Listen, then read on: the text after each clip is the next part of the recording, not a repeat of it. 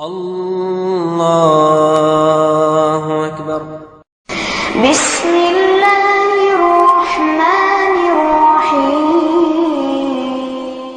شهر رمضان الذي أنزل فيه القرآن هدى للناس وبينات من الهدى والفرقان۔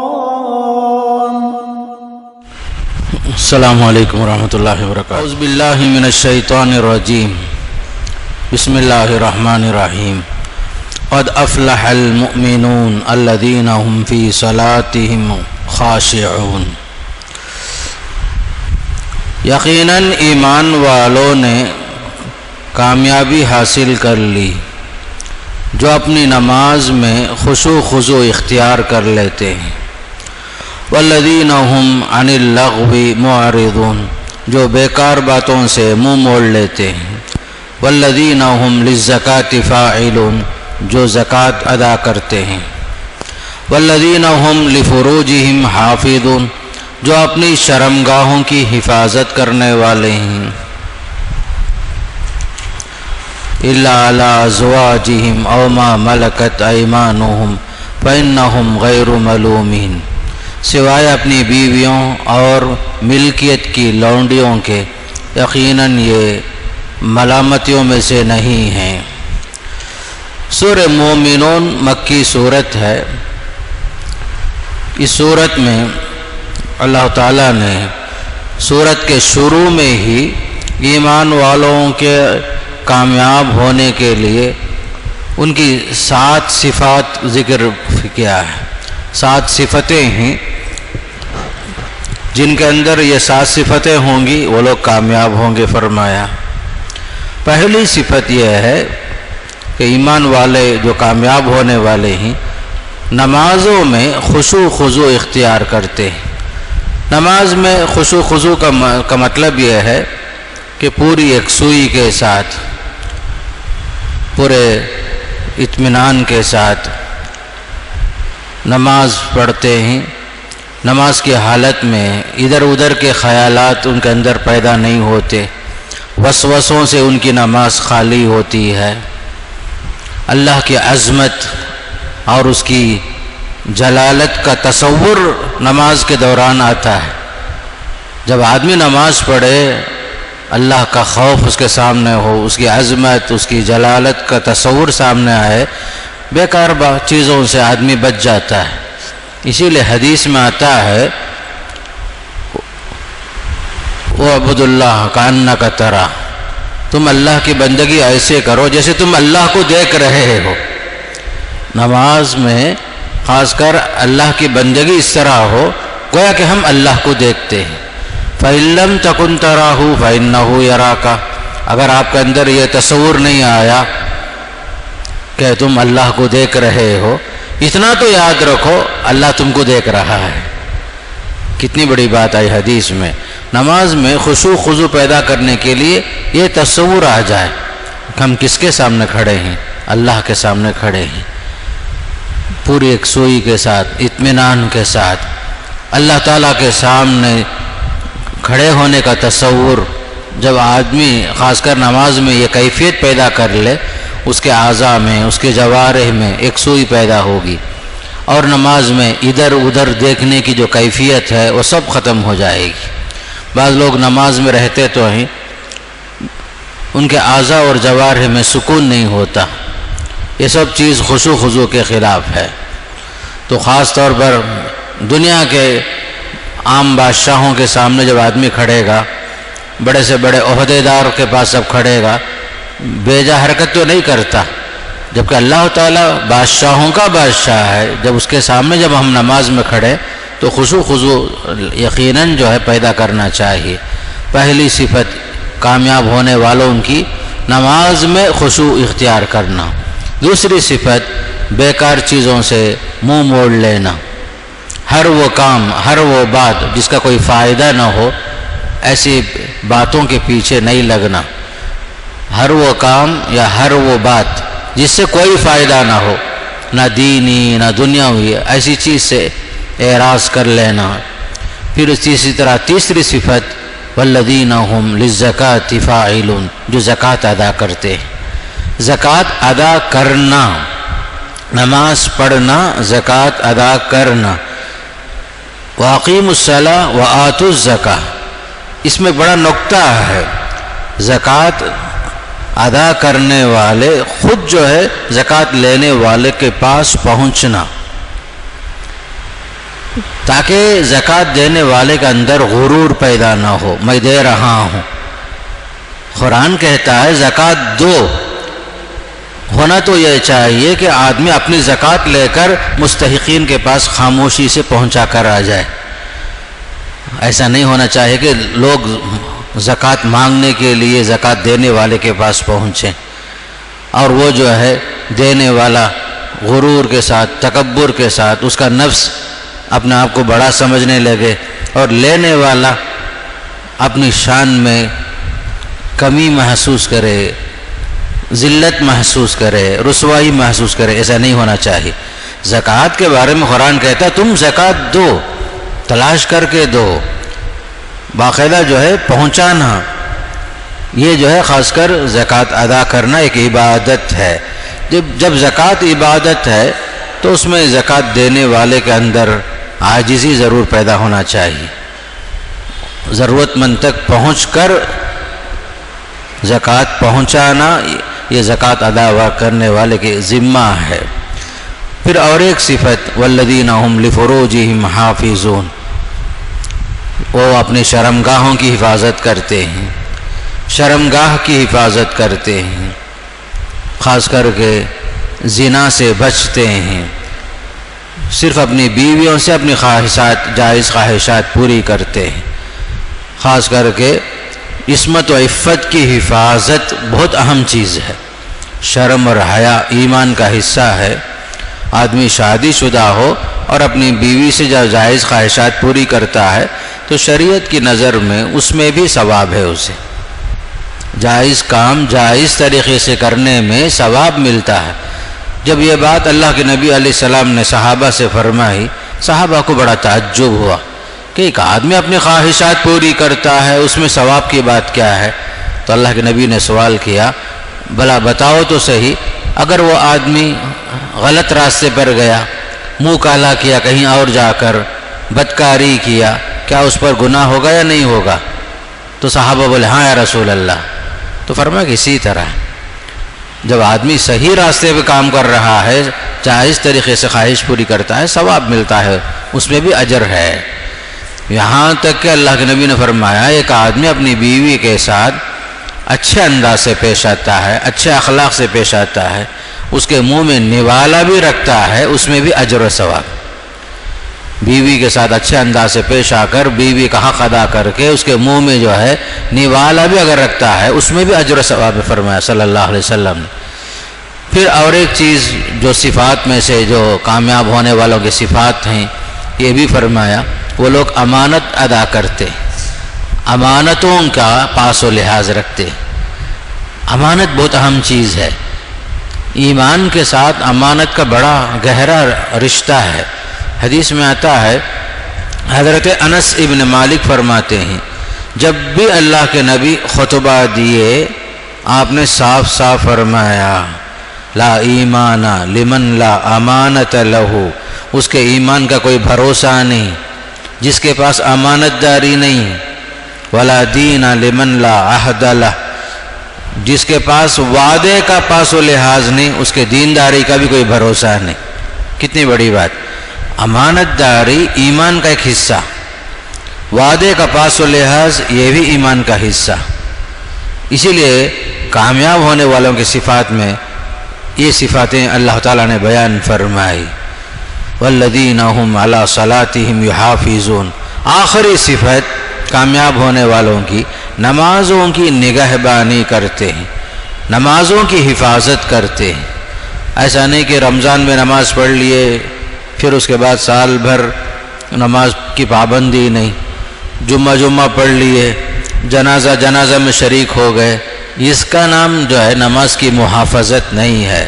زندگی بھر نماز ایک زندگی کا لازمی حصہ بن جائے، یہ لوگ کامیاب ہوں گے۔ جب کوئی مصیبت آئی تو کچھ لوگ فوراً جو ہے نماز کی طرف متوجہ ہوتے، عام حالات میں نماز نہیں پڑھتے. ایسا نہیں، کامیاب ہونے والوں کی صفت جو ہے ہمیشہ نماز پڑھنا، نماز کی پابندی کرنا. اس لیے کہ اعمال میں سب سے اہم عمل جس کے بارے میں سوالات ہوں گے قیامت کے دن، عبادات میں نماز ہی سے سلسلہ شروع ہوگا، نماز سے ہی سوالات شروع ہوں گے. پھر اللہ تعالیٰ نے خصوصاً کچھ نیک لوگوں کی 4 صفتیں بیان فرمائی سورہ مومنون کے اندر کہ نیک لوگ کون ہیں، ان کی صفتیں کیا ہیں، یہ بھی بیان فرمایا. ان الذین هم من خشیۃ ربهم مشفقون، یقیناً جو لوگ رب کی ہیبت سے ڈرتے ہیں، رب کی آیتوں پر ایمان رکھتے ہیں، رب کے ساتھ کسی کو شریک نہیں کرتے، جو کچھ دیتے ہیں ان کے دل لرزاں ترساں رہتے ہیں، اللہ کے راستے میں خرچ کرنے کے باوجود ڈرتے ہیں کہیں ایسا نہ ہو یہ عمل اللہ کے پاس مقبول ہوا نہیں ہوا، یہ خوف ان پر طاری ہوتا ہے. گویا کہ اللہ کے نیک بندوں کی صفتوں میں 4 اور صفتیں یہ بیان ہوئی. پہلی صفت رب کا خوف ہمیشہ مسلط، رب کی آیتوں پر ہمیشہ ایمان رکھنا، رب کے ساتھ کسی کو شریک نہیں کرنا. چوتھی صفت اس کے راستے میں دینے کے باوجود قبولیت کا خوف پیدا ہونا، پتہ نہیں اللہ کے پاس مقبول ہوگا نہیں ہوگا، یہ خوف ہونا چاہیے.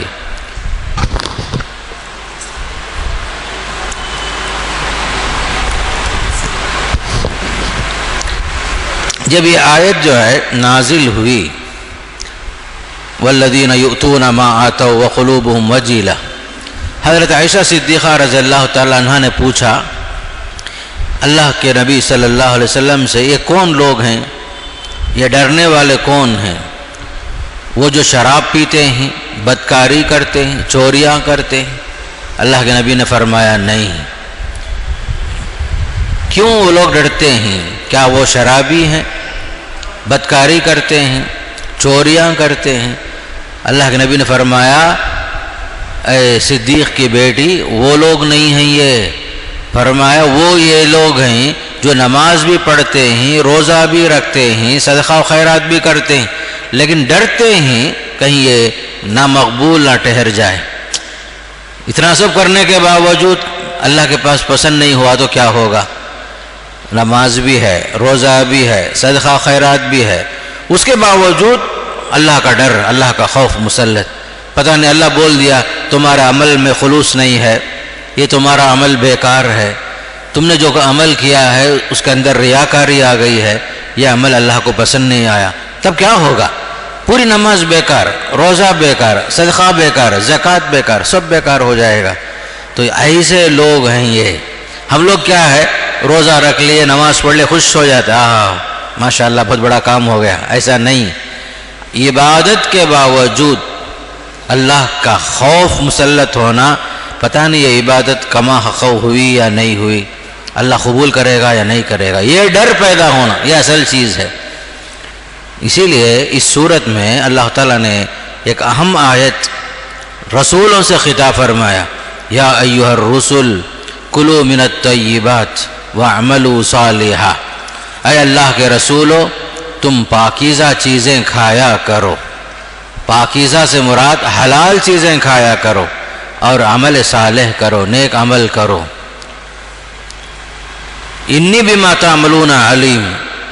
رسولوں سے فرمایا اے رسولو تمہارے اعمال سے میں اچھی طرح واقف ہوں. یہ آیت بڑی اہم آیت ہے.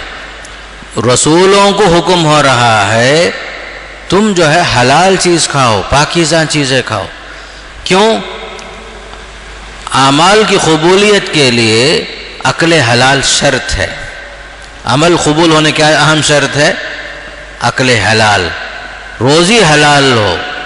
جو حکم اللہ رسول کو دیا ہے، رسولوں کو دیا، وہی حکم اہل ایمان کو بھی دیا. یا ایھا الذین آمنوا کلوا من طیبات ما رزقناکم. مطلب یہ ہے حلال چیزوں کا اثر ہوتا ہے اعمال کی قبولیت میں. بظاہر ہم خوش ہو جاتے ہیں، عقل حلال کا تصور بھی نہیں ہوتا الا ماشاء اللہ، جبکہ عبادت کی قبولیت عقل حلال کے ساتھ ہی ہے۔ جب تک پاکیزہ چیز نہیں کھائیں گے عبادتیں قبول نہیں ہوں گی، نماز قبول نہیں، روزہ قبول نہیں، زکوٰۃ قبول نہیں، حج بھی قبول نہیں۔ حدیث میں آتا ہے ایک آدمی لمبا سفر کر کے حرم شریف پہنچ جاتا ہے، مکہ مکرمہ، احرام میں ہے، پراگندہ بال ہیں، لبیک اللہم لبیک لبیک لا شریک لک لبیک بول کر تلبیہ کے ساتھ پہنچتا ہے۔ اللہ کے نبی صلی اللہ علیہ وسلم فرماتے ہیں انا یستجاب لہ، اتنے دور سے آیا ہے، سر کے بال پراگندہ، کپڑے میلے کچیلے، پورا جسم میل سے پڑا ہوا ہے، اور وہ بھی لبیک اللہم لبیک اللہ کو پکارتے ہوئے آ گیا ہے، اس کی عبادت کیسے قبول ہوگی؟ انا یستجاب لہ، مطعمہ حرام، جو کھایا ہے وہ حرام کا، مشربہ حرام، جو پیا وہ بھی حرام کا، ملبسہ حرام، لباس جو پہن کر آیا وہ بھی حرام کا، غذی بالحرام، پورا جسم حرام میں پلا ہے، یہ اس کا تلبیہ کیسے قبول ہوگا؟ اس کے حج کو اللہ کیسے قبول کرے گا؟ آج کے زمانے میں لوگ سمجھ جاتے ہیں حرام مال کما لیے، حج کر لیے تو کافی ہے، عمرہ کر لیے تو کافی ہے۔ نہیں میرے دوستو، حج ہو، عمرہ ہو، نماز، روزہ، زکوٰۃ، سب کے لیے عقل حلال شرط ہے۔ بظاہر جو ہے مکے کو چلے جانے کا نام قبولیت کی دلیل نہیں ہے، اہم چیز کیا ہے؟ آدمی حج کو بھی جائے، عمرے کو بھی جائے، اصل چیز عقل حلال چاہیے۔ انبیاء علیہ السلام کے بارے میں حدیثوں میں آتا ہے کہ انبیاء علیہ السلام عقل حلال کا بڑا اہتمام کرتے تھے۔ داؤد علیہ السلام کانا یاکل من کسب یدہ، اپنے ہاتھ کی کمائی سے کھاتے تھے داؤد علیہ السلام، وقت کے بادشاہ۔ داؤد علیہ السلام جو ہے نبی بھی ہیں، بادشاہ بھی ہیں، اپنے ہاتھ کی محنت سے کھا رہے ہیں۔ اللہ کے نبی علیہ السلام نے فرمایا ہر نبی نے بکریاں چرائی، ہر نبی کیا چرائے؟ بکریاں چرائے، میں بھی مکے والوں کے بکریوں کو چند قرارید کے عوض، چند سکوں کے عوض میں بھی چرایا۔ پہلے بتایا میں آپ کو موسیٰ علیہ السلام نے شادی کی، مہر میں کیا دیے؟ دینے کا بھی نہیں تھا، 8 سال 10 سال بکریاں چرائے، تب جا کر کے ان کا مہر پورا ہوا۔ انبیاء نے حلال کمائی کو سامنے رکھا۔ آج کے زمانے میں لوگ کیا سمجھتے ہیں معلوم ہے؟ وقت کم سے کم وقت میں بڑا سے بڑا مالدار ہو جانا، وہ کہیں سے بھی پیسے آ جائے، کم سے کم وقت میں کار، بنگلہ، بینک بیلنس، فوراً جو ہے اسٹیٹس سب چینج ہو جانا، چاہے وہ حرام سے بھی آئے، بس آدمی یہی چاہتا ہے۔ اس کا نام جو ہے زندگی نہیں میرے دوستو۔ حلال روزی میں اللہ برکت رکھا ہے، سکون رکھا ہے، حرام روزی میں کبھی سکون نہیں ہے، اللہ کو پسند بھی نہیں ہے۔ یہ دنیا جو ہے 4 دن کے واسطے ہے بس۔ آدمی جو ہے کچھ بھی بن جائے، یہ دنیا ہمیشہ باقی نہیں رہے گی، نہ حکومت ہمیشہ باقی رہے گی، نہ سلطنت باقی رہے گی، نہ عزت ہمیشہ باقی رہے گی، صرف اور صرف اللہ کی ذات ہمیشہ باقی رہے گی۔ کل شیء ہالک الا وجہہ، ہر چیز فنا ہو جائے گی۔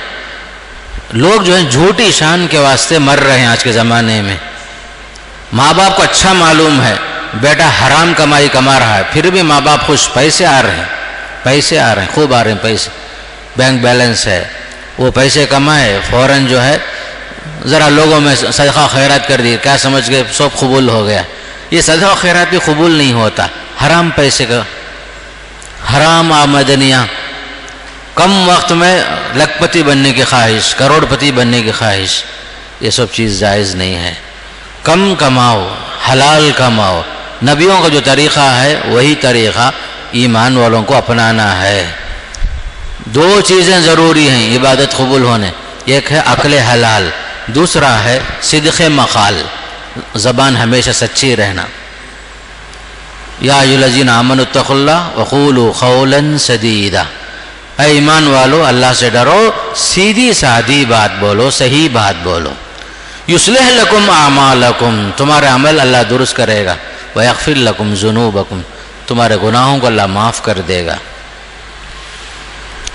آج کا زمانہ جو ہے ایسا ہی ہو گیا، لوگ کم وقت میں جو ہے بڑے سے بڑے مالدار ہونے کا تصور کرنا چاہتے ہیں۔ اللہ جو ہے رزق حلال میں جو برکت رکھا ہے، سکون رکھا ہے، تجارت کرو، حلال تجارت کرو، حرام سے بچو، اس لیے کہ یہ دنیا باقی نہیں رہے گی، اللہ کو حساب دینا پڑے گا۔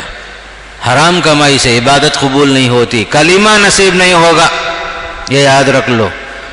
حرام کمائی کی وجہ سے مرتے ہوئے کلمہ نصیب نہیں ہوگا۔ حرام سے بچو، انٹرسٹ کے پیسوں سے بچو، سود کے پیسوں سے، سودی کاروبار سے، جتنے حرام راستے ہیں ان سب سے بچنا ضروری ہے، ورنہ جو ہے ایک مسلمان کے لیے سب سے بڑا نقصان یہی ہے، عمل تو کیا ہوگا لیکن وہ عمل قبول نہیں ہوگا، اس لیے کہ وہاں عقل حلال نہیں ہے۔ خاص طور پر اس صورت کے آخر میں یہ بھی اللہ بتا دیا، یاد رکھو قیامت کے دن تمہارے عمل کو ہم تولیں گے، ترازو میں رکھ کے تولیں گے۔ فمن ثقلت موازینہ فاولئک هم المفلحون، جس کا پلڑا بھاری ہوا وہ کامیاب ہو گیا، جس کا پلڑا ذرا نیچے اتر گیا تباہ ہو گیا وہ شخص۔ پلڑا بھاری ہونا، اعمال تولے جائیں گے، وزن کیے جائیں گے، اسی کے ساتھ حساب و کتاب ہوگا۔ عمل میں اگر کوتاہی ہوئی، کچھ فرائض میں کمی ہوئی تو یہ نوافل، یہ سنتیں کام آ جائیں گی، اس لیے سنن کی پابندی کرنا چاہیے۔ اس صورت کے اختتام کے ساتھ یہ دنیا کی حقیقت بیان کی گئی۔ باقاعدہ سوال ہوگا، کم لبثتم فی الارض عدد الحمدللہ کم لبثتم فی الارض عدد السنین، آپ لوگ دنیا میں کتنے دن تھے؟ اس زمانے لوگ کہیں گے لبثنا یوما او بعض یوم فاسأل العادین، حالانکہ 100 سال جیا ہے، 70 سال، 60 سال جیا ہے، کیا بولے گا قیامت کے دن؟ یومن او بعض یوم، یہ ایک دن یا اسے کم و بیش اتنا ہی رہا، اس لیے کہ آخرت کا ایک ایک دن 50,000 سال کے برابر، 50,000 سال کے برابر، 50,000 سنہ۔ وہ لحاظ سے دنیا کی پوری زندگی کو آدمی سمجھے گا چند دن ہی رہ کر آیا، تو لہٰذا یہ دنیا جو ہے ہمیشہ باقی نہیں رہے گی، بہت جلد ختم ہو جائے گی، زوال کی طرف ہم جا رہے ہیں، دنیا ختم ہونے والی ہے۔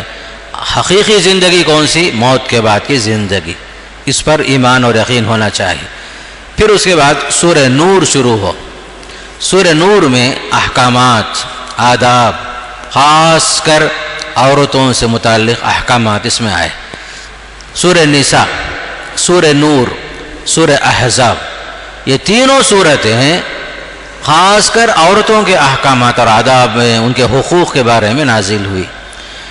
سورت کے ابتدا میں ہی فرمایا سورۃ انزلناها وفرضناها وانزلنا فیها آیات بینات لعلکم تذکرون، یہ سورت جو اللہ نے نازل کیا ہے اس کے اندر احکامات بیان کیے، خاص کر زنا کرنے والے مرد، زنا کرنے والے عورتوں کو سزا کے طور پر فرمایا 100 کوڑے مارو۔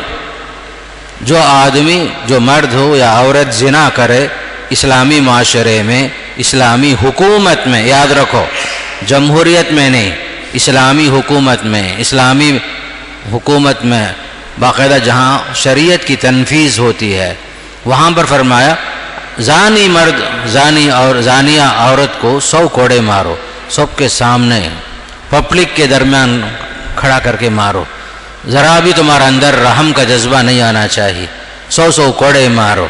پھر اگر وہ شادی شدہ مرد ہے، شادی شدہ عورت ہے، پھر بھی وہ زنا کر رہے ہیں تو فرمایا پتھر مار مار کے ختم ہی کر دو۔ اللہ کے نبی صلی اللہ علیہ وسلم نے باقاعدہ اپنی زندگی میں رجم بھی کیا، آیت بھی نازل ہوئی تھی، حکم باقی ہے، آیت کی تلاوت منسوخ ہے۔ الشیخ والشیخوخۃ اذا زنیا فرجموہما البتۃ نکالا من اللہ، شادی شدہ مرد، شادی شدہ عورت زنا کرتے ہیں، مارو، پتھر مار مار کر کے میدان میں کھڑے کر کے باقاعدہ قبر کی طرح گڑھا کھود کر کے ان کو کھڑا کرو، پتھروں سے مار مار کے ختم ہی کرو۔ حدیث میں غامدیہ کا واقعہ آتا ہے، باقاعدہ اس عورت کے ساتھ اور ایک مرد کے ساتھ بھی سنسار کیا گیا۔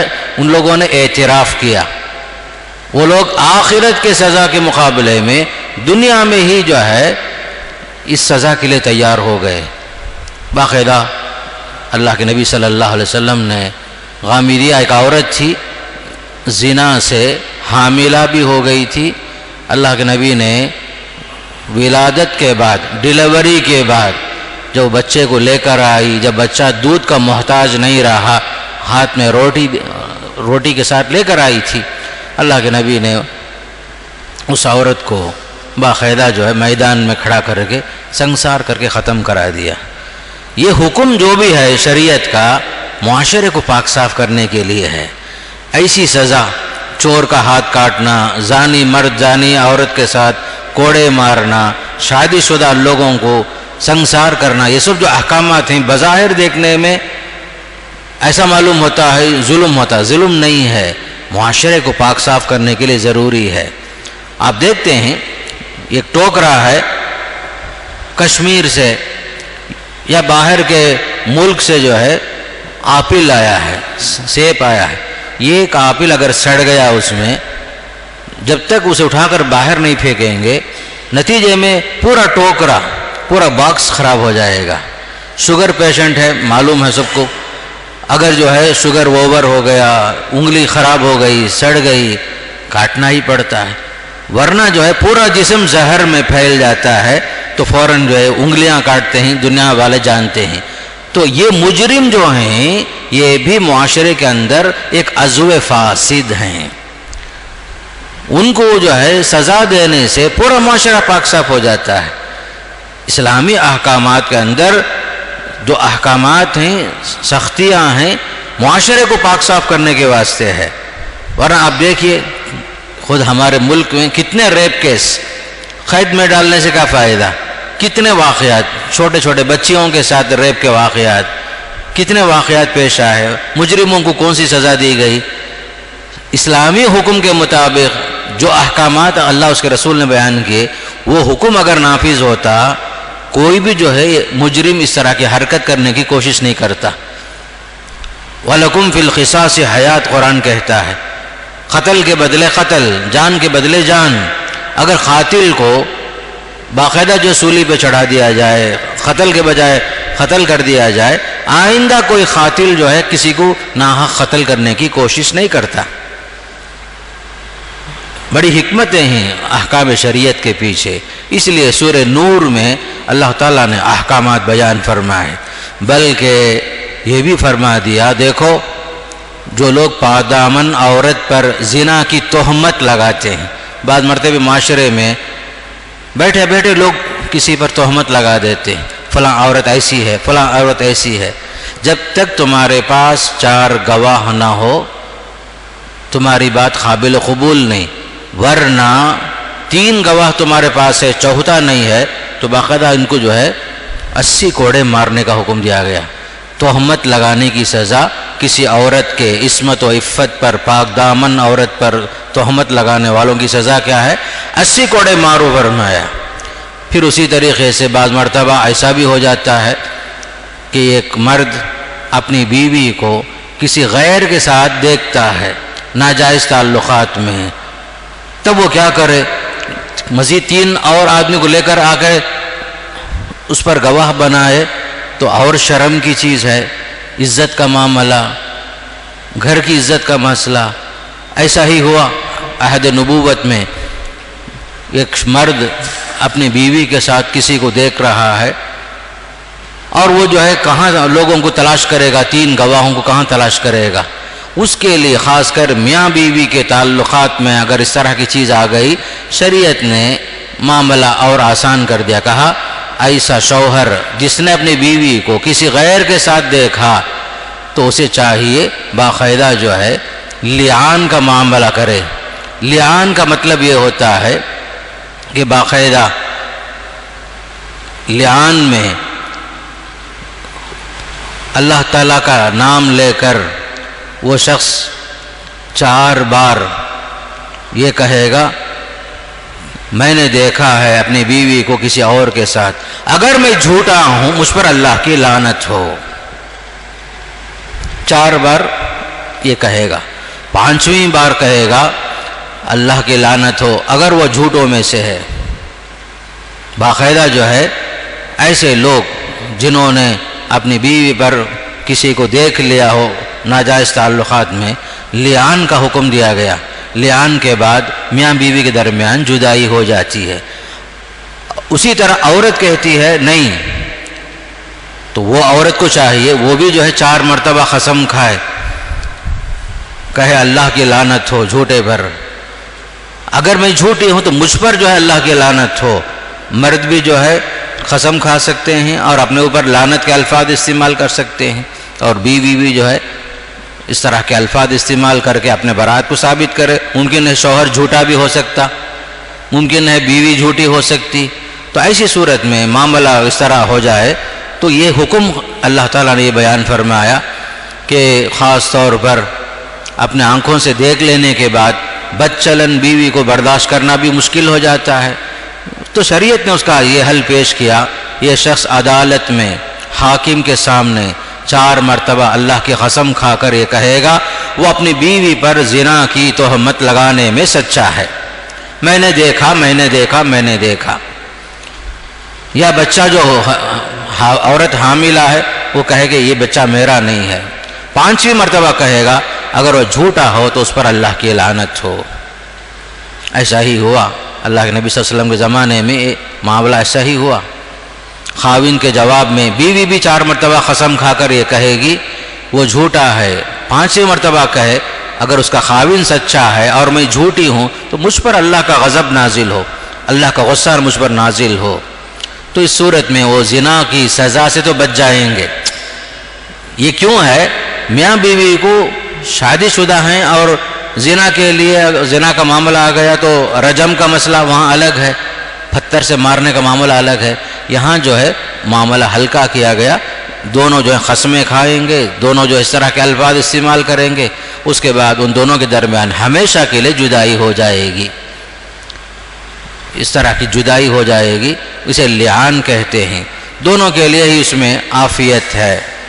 تو اس طرح خاص طور پر ایک حکم یہ بھی اللہ تعالیٰ نے سورہ نور میں یہ بھی بیان فرما دیا۔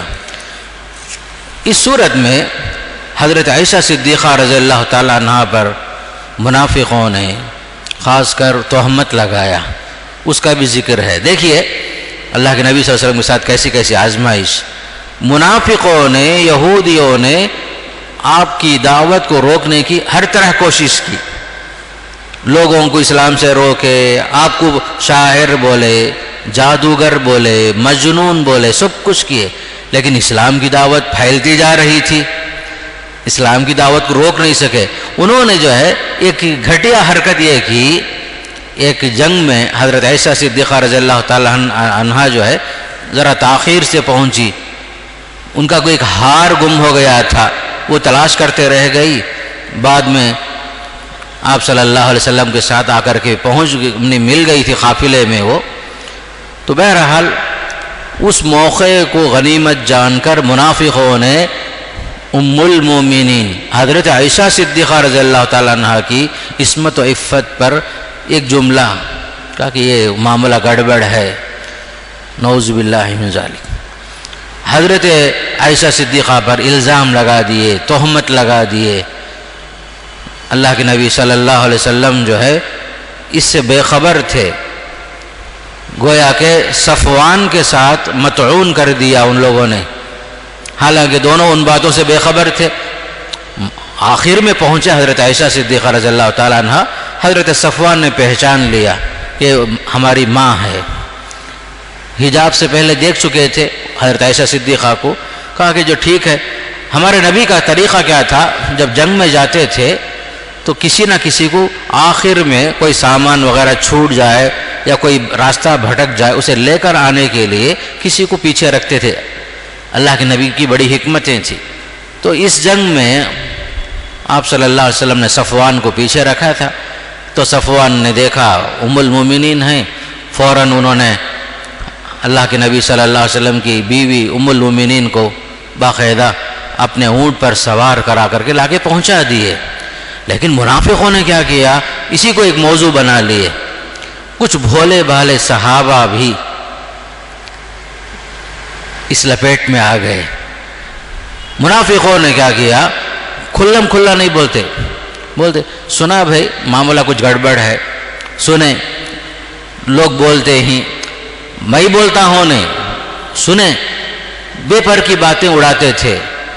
تو اس میں کچھ صحابہ میں 3 صحابہ جو ہے حضرت حسان ہیں، مستح بن اساسہ ہیں، حمنہ بنت جہش رضی اللہ تعالی عنہم اس واقعے کی پوری تفصیل سے واقف تھے یا نہیں تھے، برحال دھوکے میں آ گئے۔ اللہ کے نبی صلی اللہ علیہ وسلم پریشان ہوئے، حضرت عائشہ صدیقہ پریشان ہوئی، یہاں تک کہ اللہ کے نبی صلی اللہ علیہ وسلم نے حضرت عائشہ کو اجازت دے دی اپنے ماں کے گھر جاؤ،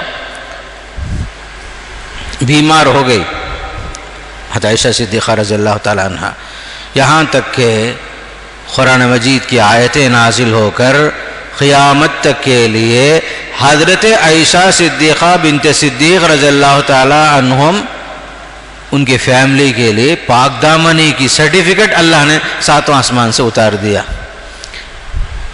منافق جھوٹے لوگ ہیں یہ لوگ، تہمت جو لگائے بے پر کی باتیں ہیں، حضرت عائشہ بری ہیں۔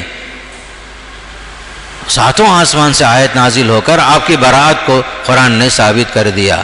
جو لوگ اس میں ملوث ہوئے، تہمت لگائے، ان کو 80 کوڑے مارے آپ صلی اللہ علیہ وسلم۔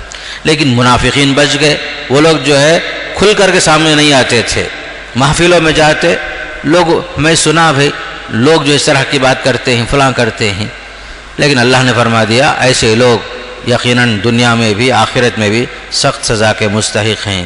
والذی تولی کبرہ منہم لہ عذاب عظیم۔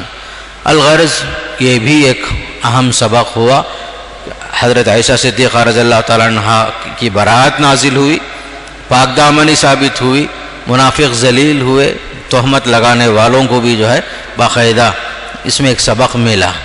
تو سورہ نور کے اندر خاص کر حادثہ افک کے بعد یہ بھی تعلیم دی گئی پردے کا لحاظ رکھو، کسی کے گھر میں اجازت کے بغیر داخل نہیں ہونا، باہر سے اجازت طلب کرو، سلام بولو، جواب ملا اندر آؤ، جواب نہیں ملا بولے گھر میں مرد نہیں ہے واپس چلے جاؤ۔ وَإِذَا قِيلَ لَكُمُ ارْجِعُوا فَارْجِعُوا هُوَ أَزْكَىٰ لَكُمْ۔ اسلام یہ چاہتا ہے کہیں بھی جو ہے تہمت کی کوئی چیز نہ ہے، زنا کا راستہ بند ہو جائے، بلکہ یہ بھی فرمایا کسی کے گھر میں کھڑکی میں جھانک کر دیکھنا بھی جو ہے غلط ہے۔ کوئی کھڑکی میں جھانک کے دیکھے تو فرما دیا اس کی آنکھ پھوڑ دو، فرما دیا۔ دروازے کے سامنے نہیں کھڑنا، کنارے کھڑنا، تاکہ جو ہے گھروں کی عزت محفوظ رہے۔ اب یہ نہیں بولنا میں پرانا دوست ہوں، اتنے دور سے آیا ہوں، میرے پرانے تعلقات ہیں، 1000 ہوں گے، جب گھر میں مرد نہیں ہے بلا اجازت کسی کے گھر میں داخل ہونے کی کوئی گنجائش ہی نہیں ہے۔ کہا گیا گھر میں نہیں ہے مرد واپس چلے جاؤ، قصہ ختم۔ گھر میں اجازت کے بغیر داخل ہونے کی ممانعت۔ پھر اسی طریقے سے ایمان والوں سے کہا گیا اے ایمان والو، شرم کے لیے، اپنی شرمگاہ کی حفاظت کے لیے نگاہیں نیچے رکھو۔ مردوں سے بھی کہا گیا، عورتوں سے بھی کہا گیا، غض بصر بول دے، نگاہوں کو نیچے رکھو۔ قل للمؤمنین یغضوا من ابصارہم ویحفظوا فروجہم ذلک ازکی لہم۔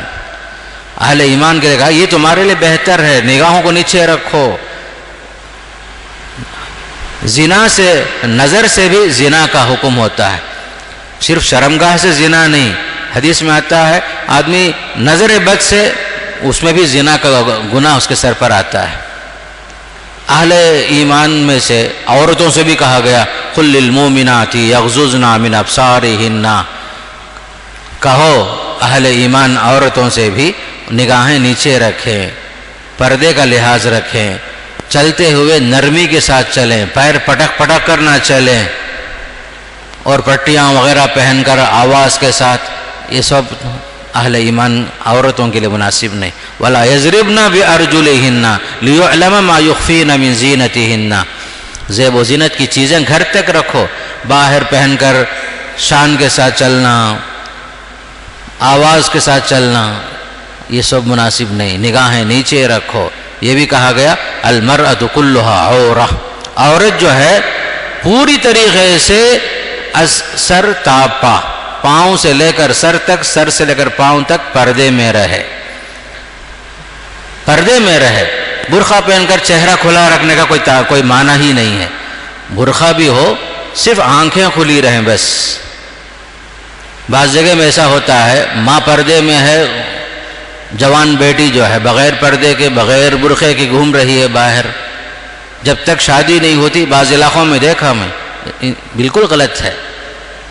چاہے شادی شدہ ہو چاہے غیر شادی شدہ ہو، سب کے لیے حجاب، سب کے لیے پردہ، سب کے لیے جو ہے پردہ ہونا چاہیے. اور برقعے کا جو حال آج ہے یہ انتہائی غلط ہے، نقش و نگار کے ساتھ، زیب و زینت کے ساتھ. یہ سب چیزیں پردے کے منافی ہیں. سادگی ہونی چاہیے. چلن میں بھی جو عورت کے اندر باقاعدہ ایسی چیز نہ ہو کہ مرد ادھر متوجہ ہو، یا برقع ایسا بھی نہیں ہو کہ ہر آدمی دیکھتے پھرے. سادگی ہونی چاہیے ہر لحاظ سے. ایک زمانہ تھا ہمارے گھروں میں ہمارے عورتیں جو چادر پہنتی تھی اس میں بھی جو ہے پورے عصمت و عفت کے ساتھ رہتی تھی. اور ہماری عزت اور شرافت کا حال یہ تھا، غیر مسلم احترام کرتا تھا. بوما ورانگو فوراً ہٹ جاتے تھے. جب ہم شریعت پر عمل کرتے تھے، پابندی کرتے تھے، باقاعدہ غیر مسلم بھی احترام کرتا تھا. آج کیا ہو گیا؟ اختلاط کی وجہ سے، بے پردگی کی وجہ سے کتنے واقعات پیش آتے ہیں. بولنے میں بھی شرم آتی ہے. شریعت پر عمل کرنے میں ہماری عورتوں کی عصمت و عفت ہے، ہماری عزت اسی میں ہے. اسی میں اسلام چاہتا ہے کہ ہمیشہ عورت باعزت رہے. پھر آگے چل کر کے نکاح کی ترغیب دی گئی. کہا کہ شادی کر لو شرم اور عزت کو بچانے کے لیے. وَأَنكِحُوا الْأَيَامَ مِنكُمْ وَالصَّالِحِينَ مِنْ عِبَادِكُمْ وَإِمَائِكُمْ إِنْ يَكُونُوا فُقَرَاءَ يُغْنِهُمُ اللَّهُ مِنْ فَضْلِهِ. بعض لوگوں سے کہا جا رہا ہے اگر تم میں سے کچھ لوگ شادی کرنا چاہتے ہیں، نیک مرد بھی ہیں، غلام کیوں نہ ہو، لونڈی کیوں نہ ہو، ان سب کی شادی کر دو. یہ مت سمجھو بینک بیلنس جمع ہونے کے بعد شادی کریں گے. اس میں ایک بڑا نقطہ بیان ہوا. نکاح جو ہے فخر و فاقہ دور کر دیتا ہے. لوگ کیا سمجھتے ہیں میں اچھا کمانے کے بعد شادی کروں گا. یہاں ایک نقطہ بیان کیا، إِن يَكُونُوا فُقَرَاءَ يُغْنِهِمُ اللَّهُ مِنْ فَضْلِهِ. اگر یہ شادی شدہ جوڑے غریب ہیں، فقیر ہیں، اللہ اس نکاح کے ذریعے سے ان کو بے نیاز کرے گا، دولت سے نواز دے گا. نکاح جو ہے فخر و فاقہ دور کرنے کا بھی ذریعہ. نکاح جو ہے عصمت و عفت کی حفاظت کا ذریعہ. پیارے نبی صلی اللہ علیہ وسلم نے نوجوانوں سے فرمایا یا معاشر الشباب، اے نوجوانوں کی جماعت شادی کر لو بھائی، اس سے تمہاری نگاہیں محفوظ ہوں گی، شرمگاہ محفوظ ہوگی. ٹھیک ہے اگر آپ کے اندر طاقت نہیں ہے شادی کرنے کی، روزہ رکھو، روزہ رکھو فرمایا. تو نوجوانوں سے بھی خطاب کر کے ہمارے نبی نے فرمایا شادی کر لو، نگاہیں محفوظ ہوں گی، شرمگاہیں محفوظ ہوں گی فرما دیا اللہ کے نبی صلی اللہ علیہ وسلم نے. پھر اسی طریقے سے نابالغ بچوں کے لیے بھی آداب سکھائے گئے. وَإِذَا بَلَغَ الْأَطْفَالُ مِنْكُمُ الْحُلُمَ فَلْيَسْتَأْذِنُوا. جب بچے بڑے ہو جائیں ماں باپ کے کمرے میں آتے ہوئے بھی اجازت طلب کر کے اندر آئیں. خاص کر کے 3 اوقات ہیں. قرآن کیسی باتیں بیان کرتا ہے دیکھو. من قبل صلاۃ الفجر، فجر سے پہلے کا وقت، ظہر کے بعد کا وقت، عشاء کے بعد کا وقت. ماں باپ کے گھر میں بھی، ماں باپ کے کمرے میں بھی آنا ہے، اجازت طلب کر کے آؤ. ایک صحابی بڑے تعجب سے پوچھے یا رسول اللہ میں اپنی ماں کی خدمت کرتا ہوں، کوئی نہیں ہے تو کیا میں ماں کے کمرے میں جانے واسطے بھی اجازت طلب کرنا کیا؟ پوچھے. اللہ کے نبی نے فرمایا کیا تم یہ چاہتے ہو کہ تم ماں کو اس حالت میں دیکھو تم جس حالت میں تم دیکھنا نہیں چاہتے؟ کتنی بڑی بات ہے، حکیمانہ باتیں. اجازت طلب کرو، چاہے ماں کے کمرے میں آنا ہو، باپ کے کمرے میں آنا ہو، دروازہ کھٹکھٹا کر کے اندر آؤ. اسلام جو ہے شرم اور حیا کو ایمان کا حصہ بتاتا ہے، ایمان کا حصہ بیان کرتا ہے. اسی لیے کہا ثلاث عورات لکم، یہ 3 اوقات جو ہیں پردے کے اوقات ہیں، اس کا لحاظ کرو فرمایا. پھر سورہ نور میں گھر میں داخل ہوتے ہوئے سلام بولنے کا رواج پیدا کرنے کا حکم دیا. گھروں میں داخل ہو سلام کے ساتھ گھر میں آؤ، یہ بھی فرما دیا. پھر جو ہے اللہ کے نبی صلی اللہ علیہ وسلم کے ساتھ ادب کا معاملہ کیسے ہونا چاہے یہ بھی فرمایا. کچھ لوگ جو ہیں اس زمانے میں اللہ کے نبی صلی اللہ علیہ وسلم کو یا محمد یا محمد ایسے پکارتے تھے. آیت نازل ہوئی تم جو ہے رسول کو اپنے ساتھیوں کو بلانے کی طرح مت بلاؤ. لا تجعلوا دعاء الرسول بینکم کدعاء بعضکم بعضا. رسول تمہارے جو ہیں عام دوست نہیں ہیں، ان کا ایک اونچا مقام. یا نبی اللہ، یا رسول اللہ، یا ایھا الرسول، یا ایھا النبی، ایسا پکارو. یا محمد. بعض بدو لوگ آتے تھے، دیہاتی لوگ، دوپہر کا وقت ہوتا، باہر کھڑے ہو کر کے یا محمد اخرج، اے محمد باہر آؤ، ایسا پکارتے تھے. آیت نازل ہوئی یہ سب ادب کے خلاف. نبی کا مقام بہت اونچا مقام ہے. خاص کر ہمارے نبی صلی اللہ علیہ وسلم سید الاولین والآخرین کی حیثیت ہی کچھ اور ہے. دیگر نبیوں کو اللہ فرمایا یا آدم، یا ابراہیم، سب بولا اے ابراہیم، اے نوح، یا آدم، یہ سب یا موسیٰ یا ہارون وغیرہ استعمال ہوا. لیکن ہمارے نبی کو جو ہے کبھی بھی اللہ تعالیٰ نے یا ایھا الرسول، یا ایھا المدثر، یا ایھا النبی، یا ایھا المزمل اسی طرح پکارا. کہیں بھی جو ہے یا محمد اللہ نہیں بولا، یا محمد نہیں بولا، پورے ادب کے ساتھ، پورے احترام کے ساتھ. اس لیے کہ آپ کا مقام رحمت للعالمین ہے، سید الاولین والآخرین ہیں، تمام رسولوں میں افضل ہیں آپ، آخری نبی ہیں، آخری رسول ہیں، آپ کی ایک شان الگ ہے. تو ادب یہ بھی سکھایا گیا تم نبی کو اپنے ساتھیوں کو بلانے کی طرح مت پکارو. لا تجعلوا دعاء الرسول بینکم کدعاء بعضکم بعضا. الغرض اس صورت میں خاص کر کافروں کے اعمال اس کی مثال اللہ بتایا. دیکھو ایمان اور عمل ہے تو عمل مقبول ہے، ایمان کے ساتھ نیک عمل. آپ کو معلوم ہے ماہ رمضان میں مارواڑی لوگ، سکھ لوگ، جتنے غیر مسلم ہیں، بڑے بڑے تاجر لوگ افطار کراتے. باقاعدہ والاجا کی مسجد میں بھی آپ دیکھیں گے، ٹرپلیکن وغیرہ میں، کئی جگہ میں نیک کام بہت کرتے ہیں، لیکن وہ اللہ کے پاس مقبول ہے کیا؟ نہیں ہے. ایمان شرط ہے. اس کی مثال اللہ دے رہا ہے. کافروں کے اعمال کی مثال دیکھو، کسراب بقیعۃ یحسبہ الظمآن ماء، کہ کافروں کے اعمال کی مثال دور سے نظر آنے والا سراب ہے. سراب کسے بولتے ہیں معلوم ہے؟ آپ جو ہے 12-1 بجے دھوپ میں اگر آپ ہائی وے پہ جائیں گے، آپ کو دور سے جو ہے پانی نظر آئے گا. دھوپ کی تمازت میں روڈ جو ہے کیسا معلوم ہے؟ گویا کہ پانی ہے. فرمایا کہ چٹیل میدان میں دور سے نظر آنے والے اس سراب کی طرح ہے کافروں کا عمل. جب نزدیک پہنچتا ہے پیاسا تو وہاں کیا بھی نہیں رہتا. کسراب بقیعۃ یحسبہ الظمآن ماء حتی اذا جاءہ لم یجدہ شیئا. یہی ہے کافروں کا عمل. دنیا میں جو بھی نیک کام کریں گے اللہ دنیا میں ہی ان کو کچھ نہ کچھ دے دے گا. آخرت میں کچھ کام آئے گا کیا؟ نہیں آئے گا. چاہے افطار الصائمین کا انتظام کرو، روزے داروں کو کھلاؤ، بھوکوں کو کھلاؤ. آپ دیکھیں گے سینٹرل وغیرہ میں بھی میٹھا پانی، ٹھنڈے پانی کا انتظام ہے. غیر مسلموں نے سب کچھ انتظام کیا ہے، بہت کچھ کرتے ہیں، لیکن دنیا میں ہی کچھ نہ کچھ اللہ دے دے گا. سوائے آخرت میں ایمان کے بغیر کوئی نیک عمل مقبول نہیں ہوگا. یہ جو خاص کر سورہ نور میں اللہ تعالیٰ نے صاف صاف بیان فرمایا ہے. یہ خود جو آداب ہیں، احکامات ہیں، ہماری عملی زندگی میں ان سب کو نافذ کرنا ہے. تبھی چل کر کے معاشرہ صحیح ہوگا، پاک صاف ہوگا، اور انسان کی زندگی میں سکون بھی آئے گا. اور جب تک ہم شریعت پر عمل کریں گے، خود بھی مطمئن رہیں گے، سکون سے رہیں گے، دنیا بھی جو ہے سکون کے ساتھ گزرے گی، اور آخرت میں اللہ تعالیٰ اجر سے بھی ہمیں محروم نہیں کرے گا. اللہ تعالی ہمیں سننے سے زیادہ عمل کرنے کی توفیق نصیب فرمائے۔ والسلام علیکم ورحمۃ اللہ وبرکاتہ۔